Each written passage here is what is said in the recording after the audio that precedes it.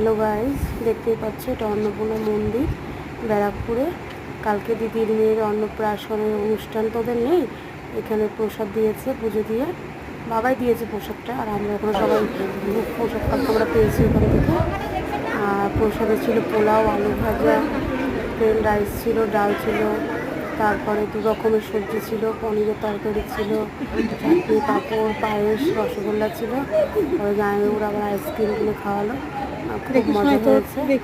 সবাইকে দেখতে পাচ্ছি খুশি সব যাচ্ছে। আর ছোট্ট পিছনে অনেক শিশুর মা আর এই শিশু দেখতেই পাচ্ছি। আমাদের শিশু খুব পাকা, ছোটো দেখালো, খুব একটা ছোটো না, বেশ বয়স জ্যেষ্ঠ মানুষ, সবই বোঝে।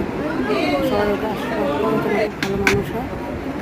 আর এই যে অনুষ্ঠানের সবগুলো আমরা খাচ্ছি, খুব মজা হয়েছে, সবাই মিলে খুব আনন্দ হয়েছে। Tata bye.